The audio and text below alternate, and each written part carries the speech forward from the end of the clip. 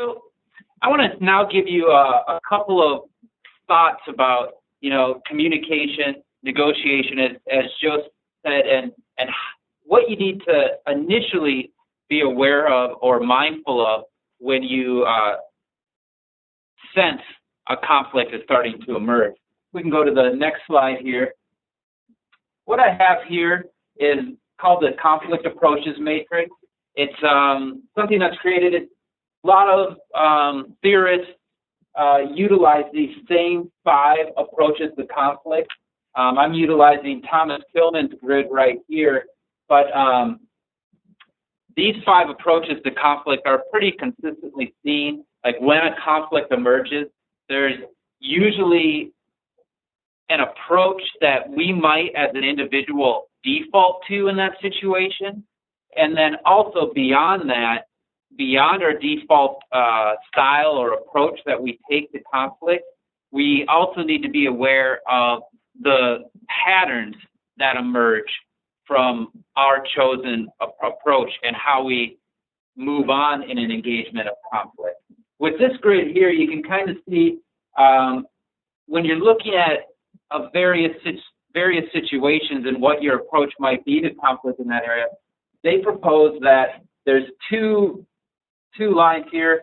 One on the bottom end here is a concern for results and self-interest. So in a situation where you have from low concern for results to high concern in results, you might choose one of 2 different approaches to conflict.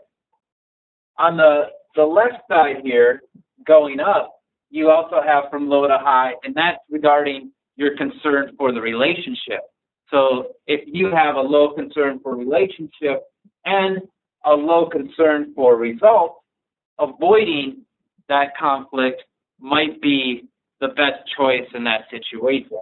Whereas if you have a high concern for the relationship and a low concern for the results, accommodation might be the best choice for approaching that conflict. And I'll give a little quick intro to what each of these styles are. So up on the upper left-hand side, we have accommodate. Accommodation is where you are willing to let your interests go so that somebody else can satisfy their interests. As it says here, if the relationship is very important, that's an appropriate time when accommodating would be the right choice to approach this conflict. Anybody have any ideas when accommodation to a conflict might be in their interest? Like again.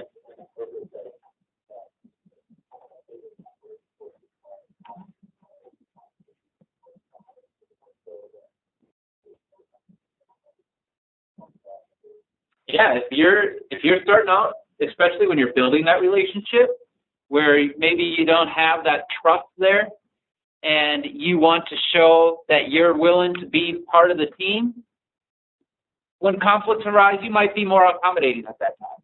So it's a good choice. Me accommodating, I would think of customer service-based jobs, like the hotel industry. If you're working at a hotel front desk and someone comes up with a problem, you're not going to sit there and negotiate with them. You're going to accommodate, give them whatever they need. Yeah, exactly. Very, very good. So accommodating that area where, like I said with the grid, you have a high concern for the relationship, really low concern for the result. Let's talk about avoiding for a second. This is where there's a low concern for the relationship and low concern for the results.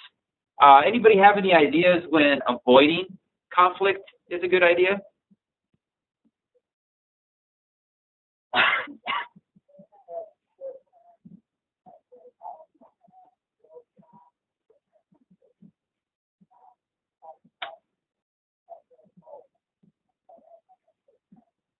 Excellent.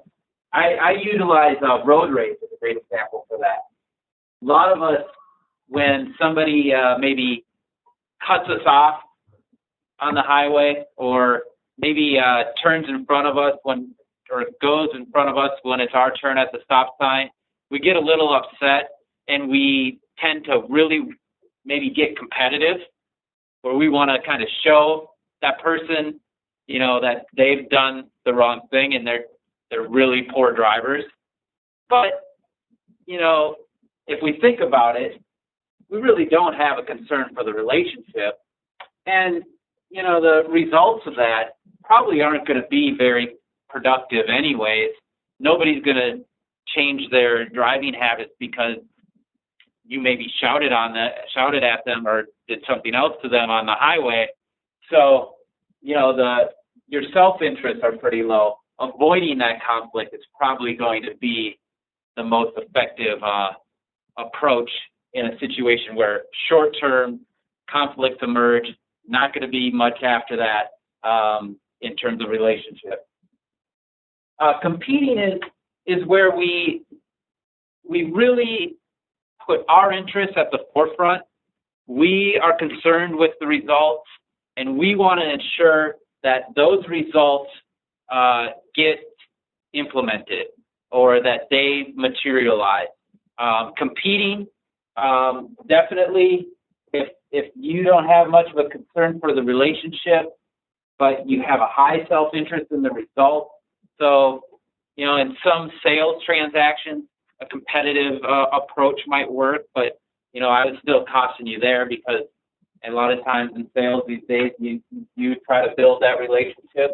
But other times where maybe you have the knowledge, so there are times maybe somebody has a scenario from an accounting situation where being competitive is more important or one of the best approaches. Anybody got an idea? I don't necessarily have an accounting example. I always think of like Walmart and their sales strategy where their strategy is low cost. So when they have people coming in and giving them pitches, they could really care less what their price is going to be. They're going to try to find as much as they possibly can because they're responsible ultimately with customers and they don't care about you. Yeah, so their interaction with outside vendors, they might be competitive in terms of really expressing what their interests are and their concerns are. They want to pass on low prices to the customer. I think in the accounting setting, if a company puts a job out for bid, and Firm A and Firm B are trying to work, there really aren't too much collaboration. And one of them wants to work, they both want it. There's not going to be any bubble out there. They're each trying to get the job. And you know, they might have a relationship, but the other side knows the job. Yeah, so they're going to be competitive against each other towards that client, try to show why they are the ones that deserve the contract that's out for bid. So very good. We have up in the upper right-hand corner is this concept of collaboration. Collaboration is one, it's what we probably teach the most or what we try to help people reach when they go through a program like ours.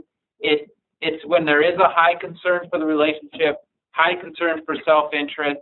It's really taking the time to have a conversation, to share those interests, to try to reach a perspective of mutually shared interests that can allow you to come to solutions that meet those mutually shared interests.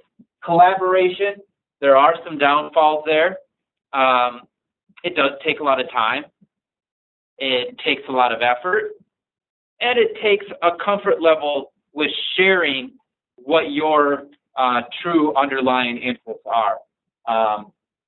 So collaboration, although we will try to teach people how to collaborate in the most constructive manner, isn't going to be the most effective approach at all times. Another approach here, which is kind of in the middle, is one of compromise. Compromise is probably the most typical solution people come with when they are engaged in a conflict that they're not sure what's going to happen. They say, well, you just take this much in, I'll take this much, and we'll split the difference. I would really caution you when you think of compromising as an appropriate approach to any conflict, because often what we call compromising is lose-lose. Because this world isn't made up of fixed assets, or what they call the fixed pie, there's often a lot left on the table when you look at just splitting the difference. And by taking the time to compromise, you can usually, think about it a little more, add a little more effort, and reach towards that collaborate end of the spectrum. So that's all of the approaches. As I will say repeatedly throughout this workshop, there is not one approach that we're going to say is the best one to take at all times. We like to see people collaborate constructively, but I also understand collaborating is not going to work at all times.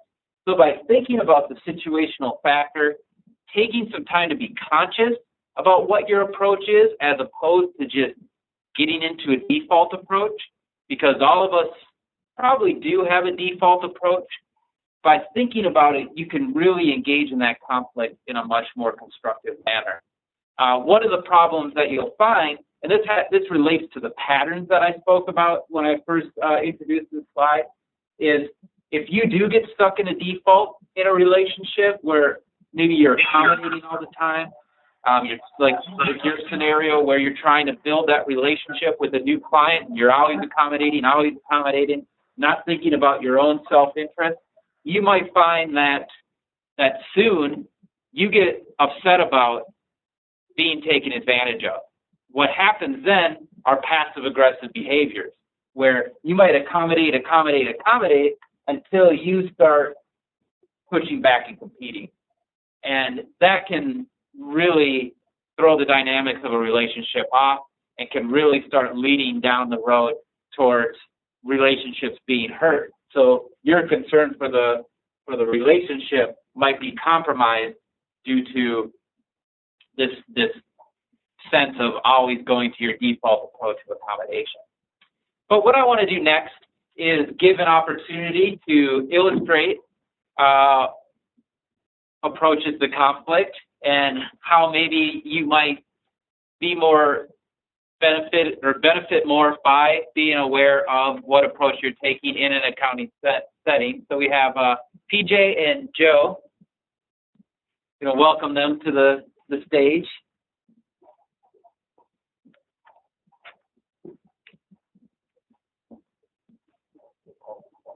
Yeah, kind of introduce yourself.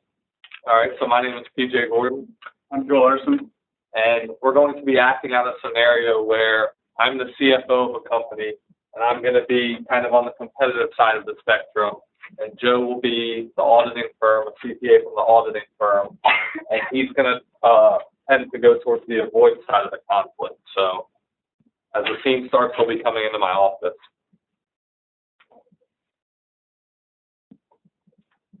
Gordon. How's it going? Good. How are you doing today? Not too bad. That's great. Why don't you take a seat? I will. All right. Catch that game on Sunday? Yeah, I saw it. Wasn't the best game to watch, but it was still fun to watch it. Not a good game, but what can you do, right? That's right. Anyways, I'm here today, obviously, with the CPA firm, and we're going to go over the current audit that we have coming up for next year. Okay. Here's the engagement letter that has been signed off by the CEO and document is concerned. And I just want to, Whoa. I see the audit fees have increased here. we'll get to that. I don't know if I'm a big fan of that. So. I'll explain that, Mr. Gordon. But for now, let's just talk about what the engagement is about. All right. As you can see, this is the third year that we've been doing this audit. Right. Not a whole lot has changed, obviously. Your company has grown a little bit, which I'm going to lead you in the scope, in which that will get you. Let me get this straight. Because my company is successful and growing, you guys want to rate some of that change in yourself and increase the audit fee? Is that how this works? Mr. Gordon, I'm not trying to nickel and dime you. I swear I'm not. But okay, we'll get to that. I can't wait to get to it. I'm sure you do. Let's just go there because, as I said, your business is expanding. Right. You've increased the number of employees. You've grown. And you have a new facility. Right. So, I mean, obviously, there's going to be greater costs that are involved too, as you can tell, right? Well, this is what you have to understand, Joe. I budget my money in this company, and I have a certain amount allocated to pay the audit fee. I view it as a cost. So now that you're going to increase the audit fee, I don't have that in my budget, and I might have to cut some employee's salary, you're telling me, to pay this audit fee. I wouldn't go there right away. I really wouldn't. But, I mean, I'll get to that fact. I understand you're upset about the fees, but if we just kind of focus on the scope of the audit and where we're going, I maybe can address why the fees have increased. Would that help? That might help, but you know what? I'm going to have to talk to Dave, the CEO, on this one. I'm really not thrilled about this increase in audit fees. And thanks for coming into my office today, but I'll have to get back to you. All right. I'm sorry I can address it now. That's okay. All right. Have a good day, Mr. Gordon. All right, let's keep you guys up here. Let's talk about what we saw here. So, yeah, PJ, anybody understand or identify what approach PJ took to this situation? Compete, was it? Yeah. All right. How did you pick up on those cues? He was very, like, he wouldn't let Joe talk. It seems like he really didn't care about offending Joe or even listening to what he had to say. His concern was the bottom line. So my concern was mainly I was self-interested, and I wasn't looking out for maybe what he had to say. Excellent. How about Joe here? Anybody see the approach he was taking to this conflict that was erupting in front of him?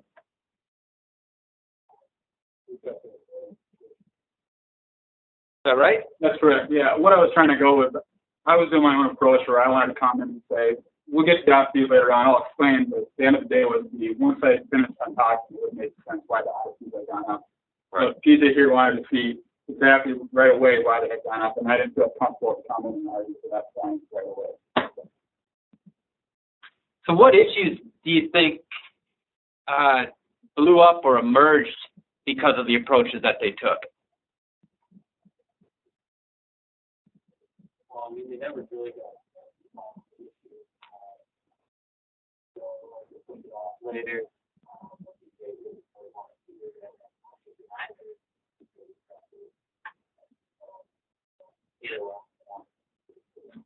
Yeah.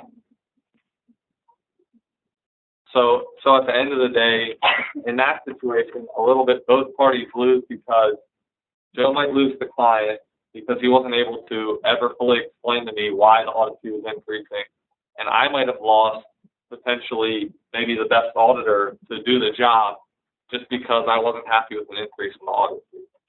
So if with those two styles, both parties can lose out at the end of the day.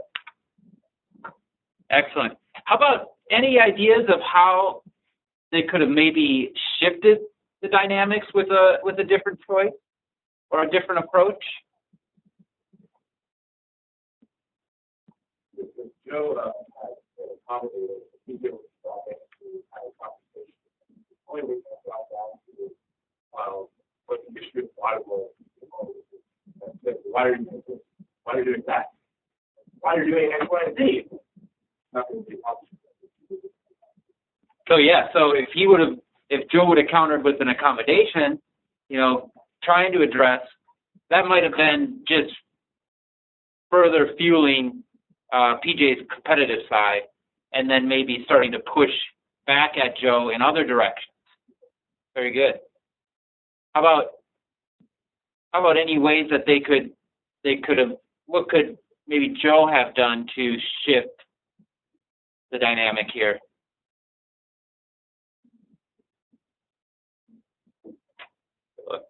I guess if Joe could have been more collaborative, maybe instead of pushing off the facts that he was resting on for his whole basis of raising fees, maybe collaborating and emphasizing earlier that there was an underlying reason and conveying that reason. Very good. Yeah. So a way to shift to that collaborative would maybe to be, acknowledge what he heard from PJ and try to maybe ask questions and listen to what PJ's issues were rather than just accommodating him, trying to see how they could get towards a more collaborative approach to engaging in that conflict. And we're going to spend a good amount of time here throughout the rest of this presentation kind of looking at how could Joe and PJ have come into this negotiation more prepared, for one, and then capable to have a constructive conversation. So when conflicts like this emerge, they can be addressed in at least a more collaborative manner, but definitely in a more constructive manner. So let's give them a round of applause for first round of scenarios. And let's go up 2 slides. One more. So what we're going to talk about is how can we be more successful in negotiations like that. When we are entering a negotiation, we're always, concerned about, what are we going to get out of this situation? We usually have interests that we want to get, so how can we make sure that we maximize our opportunity to get those interests? And there's different strategies that we'll discuss today to get there. And communication skills are definitely one area that can help you while the negotiation is live, be more capable towards achieving some of those interests and outcomes that we perceive are really going to meet our needs. But what is negotiation? Negotiation is a process of discussion between 2 or more people who seek to find a solution to a potential problem. Very, very generic. It's basically what we do to try to get our own needs accomplished and make sure that we set ourselves up to, through that process, not only get our own needs, but ensure that hopefully that relationship is still strong at the end of this process. Therefore, it's relatively cooperative. So both sides seek a solution that is mutually beneficial, looking for that win-win, or what we kind of call a collaborative outcome, or they call cooperative bargaining here. Or it can be confrontational, which is win-lose or adversarial, and that's where one side seeks to prevail. And that's going back towards when we were talking about the various processes for dispute resolution. Litigation is an example of a very adversarial process. How many people here would consider themselves skilled negotiators? Anybody? How about when you hear like these 2 different approaches to negotiation, one that's relatively cooperative, we'll call that integrative negotiation, versus confrontational distributive negotiation.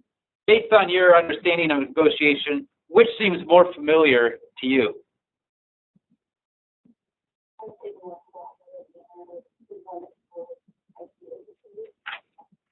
Excellent. I'd hope to see that as well. Yeah, unfortunately, confrontational all of that negotiation. True. Yeah, typically the confrontational is what usually plays out in the movies and the television shows that we see. When people get into negotiations, it's usually an adversarial process.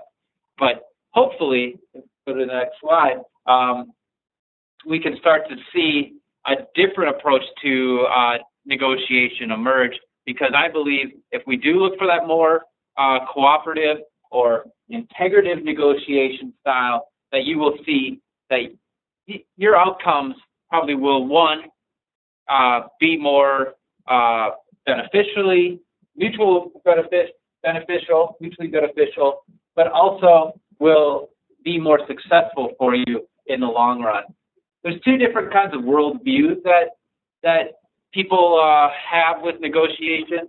There's the distributive negotiation, which is that dog-eat-dog philosophy, each person to himself, knowledge is power, you against me, and it all is part of the zero-sum game. It kind of goes back to what I was talking about, compromising, where people see things as win or lose, and therefore maybe they'll just split the difference.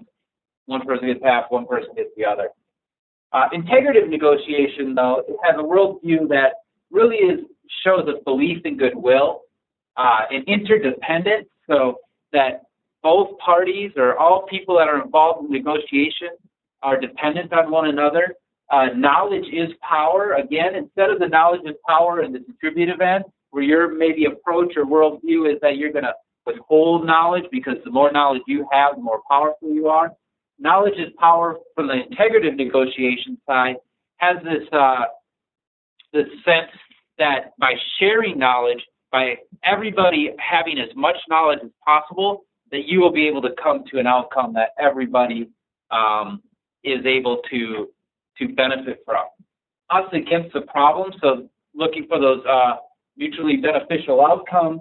Once you do share the knowledge of what everybody's interests are, what their perspective of the issues are, by sharing that, you can, now instead of being opposed or adversarial towards, what outcomes are going to happen in that situation, you can look at each other as teammates in overcoming the issues that you're both facing in a way that everybody is happy about. And usually that typically means that you are enlarging the pie, looking for things that are typically left on the table in distributive negotiation, but by expanding that pie, understanding that there's stuff that we want and get out of the situation that you maybe don't have a concern with, and maybe there's stuff that you want that our concern isn't as high, so everybody can get a larger chunk of that pie. Let's go to the next slide here.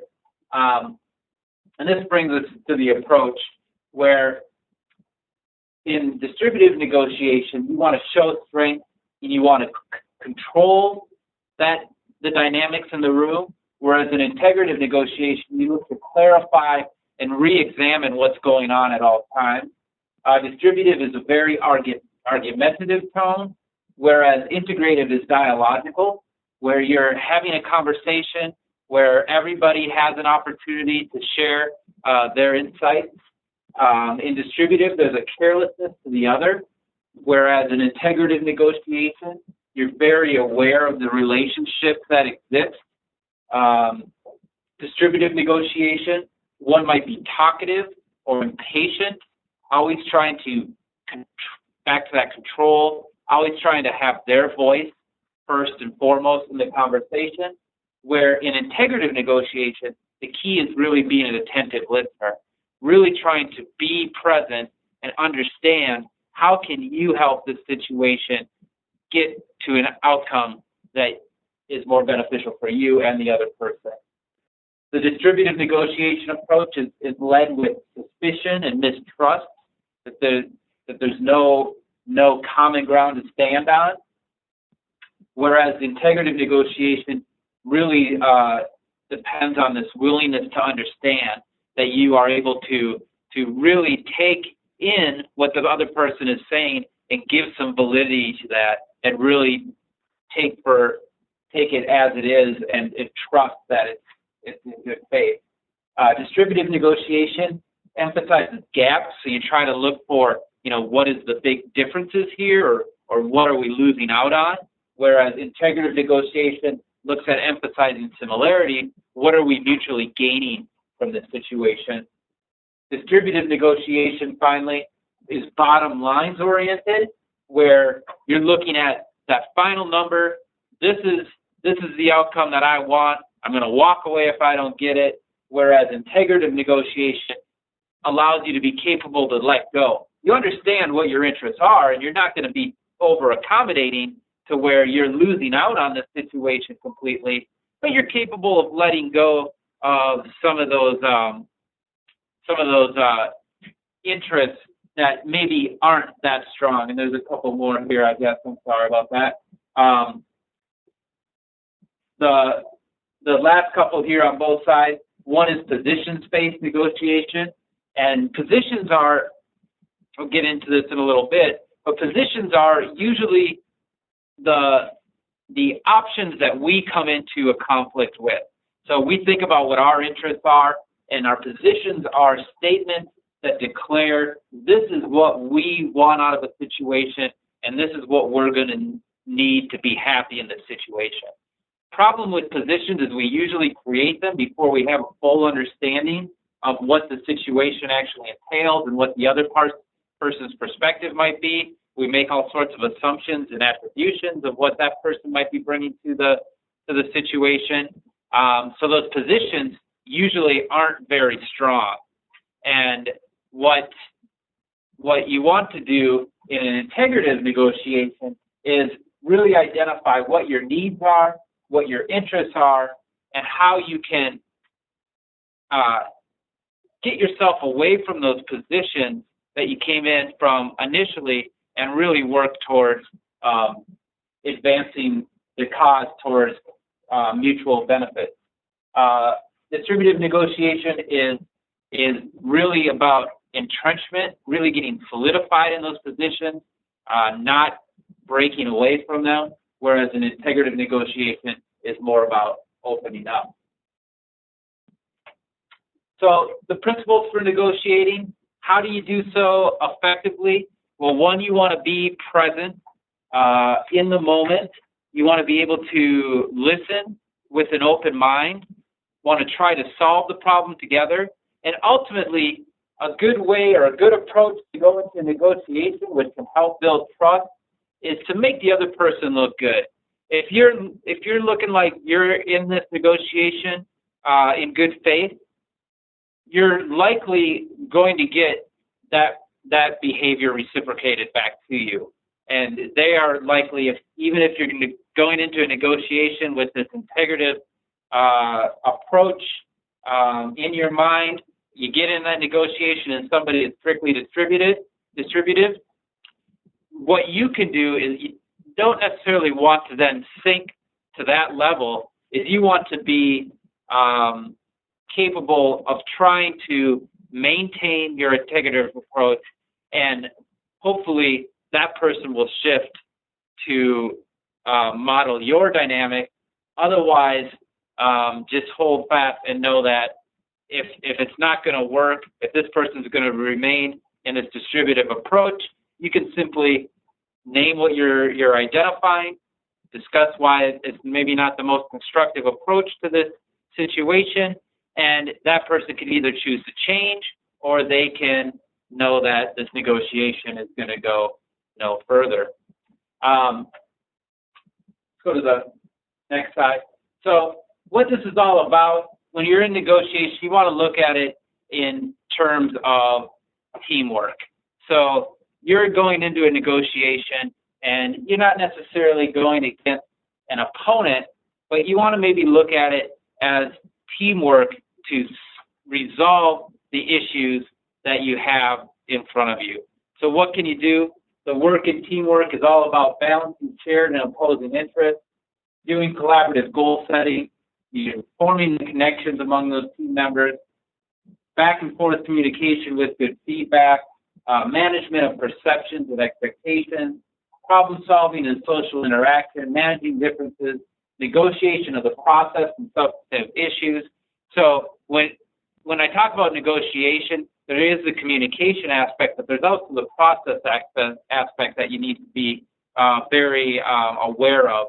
And how are you setting up this negotiation to be successful? So what are the logistics of this negotiation? What's the environment like? Is it the right time?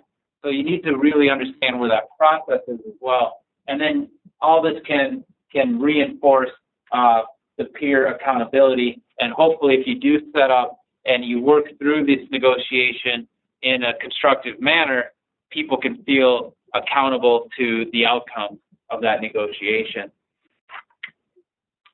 So let's talk a little bit about what the stages of negotiation might be. And one of the important aspects is you really need to think about negotiating incrementally. I know that, when we jump into a negotiation, oftentimes we just do so off the seat of our pants, and maybe something comes up that requires us to jump into a negotiation, but we still need to be aware of when that dynamic is shifting, when we are entering a negotiation process, and what we can do to make sure that we enter that negotiation process in a constructive manner. So when a negotiation comes upon us, or we have time to prepare for a negotiation, we first need to think about that process. So who, where, how long, and what is our timeline like?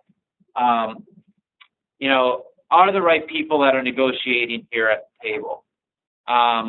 Is this an appropriate place to be holding this negotiation? Is this place going to affect the dynamics, or affect the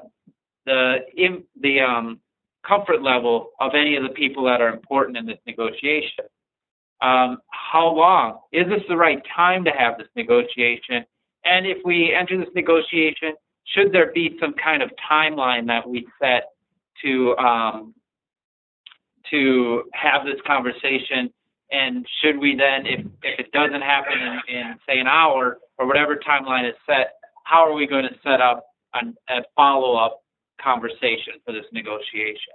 And then finally, how will the information be shared? So when you look at negotiating this process, you also want to be concerned about, how are we going to have access to the information that we need access to? How are we going to share that information? And, when we're thinking about the process following any outcomes of this negotiation, how will we communicate those outcomes later? So this stuff typically should happen prior to a negotiation. You need to understand what it is that you are getting into the negotiation for. You want to prepare with understanding what your own interests are, what your own issues are, what parties are involved in this negotiation, and what their interests and their perspective of the issue might be. And then you can then go down this other who, where, how long type of process to really ensure that once you do start negotiating, that you're going to do so with all of these factors set up in your favor or in the favor of a constructive negotiation. Go back one, please. Next, once you enter the negotiation, you need to be conscious about what that agenda might look like. So what are the issues to address? How will the issues be added or deleted from the agenda? And who is involved in this negotiation, or who is involved with these issues that are present at the negotiation? So this is stuff that you need to be familiar with before you get in, but it's often good to have at least a short conversation towards the beginning around these areas to ensure that once you enter the negotiation process, people understand what's going to take place in the negotiation. The last piece on this slide is negotiate the ground rules, and that's going to just help people feel more comfortable in the negotiation. So if you feel like, I really can't handle something, people talking over other people, you might negotiate some ground rules ahead of time. And, when we're having this conversation, I really appreciate it if we can be conscious about not talking over one another. Really want to give space so we can each have an opportunity to share what our interests are. You can check in with the other person. Is that comfortable with you? Would you agree with that? It just helps me concentrate better. And by setting some kind of ground rules, being aware of what ground rules are important for you, you can then feel more comfortable as you get into that negotiation. Let's go. So